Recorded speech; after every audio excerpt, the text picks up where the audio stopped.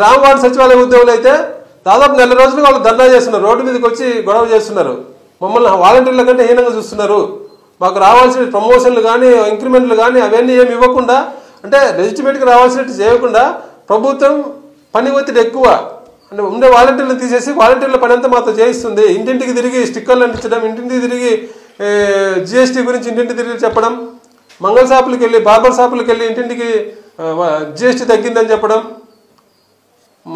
బట్టల కోట్లకు వెళ్ళి చెప్పడం. ఏంటిది ఉద్యోగులు చేయాల్సిన పనేనా ఇది? సెంట్రల్ గవర్నమెంట్ జిఎస్టీ తగ్గించే అదంతా మన ఏ రాష్ట్రంలో ఇట్లా చేసిందా? జిఎస్టీ మీద ఉద్యోగులందరూ పోయి ఇళ్ళకి పోయి అందరికీ మీకు జిఎస్టీ దీని మీద తగ్గిందని చెప్పిందా మన రాష్ట్రంలో తప్ప? ఉద్యోగులు ఇంత ఘోరంగా వాళ్ళను ఏడిపిస్తూ వాళ్ళందరూ ధర్నా చేస్తే వాళ్ళ మినిస్టర్ గారు సెక్రటరీ గారు పిలిచి ఏం చెప్పారు? వారం రోజుల కిందట మీకు సర్వేలో ఇబ్బంది రాకుండా సంవత్సరానికి 1-2 సర్వేలు చేయిస్తాం, ఇబ్బంది లేకుండా చూస్తాం, మీ ఇంక్రిమెంట్లు అన్నీ మేము ప్రాసెస్ చేస్తామని చెప్పి వాళ్ళు ధర్నా నుంచి విరమించుకునే పరిస్థితి వచ్చినప్పుడు విరమించుకున్నాక ఇప్పుడు మళ్ళీ గవర్నమెంట్ నిన్న జీవో ఇచ్చింది, వాలంటీర్లు చేసే పనులన్నీ మళ్ళీ సచివాలయ ఉద్యోగులు చేయాల్సింది అన్నట్టుగా జీవో ఇచ్చింది ప్రభుత్వం. జీవో నెంబర్ 11 ఇచ్చింది. అంటే ప్రతి అంశంలో ఉద్యోగులు మోసం చేయడమే ప్రభుత్వం పనిగా పెట్టుకొని ఉంది. దీన్ని ప్రశ్నించకపోవడం, ఉద్యోగ సంఘాలు నిన్న ప్రశ్నించకపోవడం నిజంగా బాధాకరం.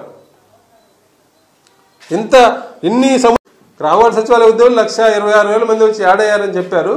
వాళ్ళు అయ్యారు కాబట్టి ఈరోజు పల్లెల్లో సర్వీస్ డెలివరీ బాగుంది. ప్రతి ఇంటికి స్కీమ్ మీరు వెళ్ళగలుగుతున్నారంటే ఈరోజు అంటే సచివాలయ ఉద్యోగులు ఉన్నారు కాబట్టి అలాంటి సర్వీస్ డెలివరీ బాగా ఉంది. ప్రజలకు కూడా దాన్ని యాక్సెప్ట్ చేసింది కాబట్టి అది మంచి వ్యవస్థ. గ్రామవార్డు సచివాలయ ఉద్యోగులు బర్డన్ అనేది తప్పు, ఎందుకంటే వాళ్ళకి అయ్యే జీతాలు కూడా చాలా తక్కువ.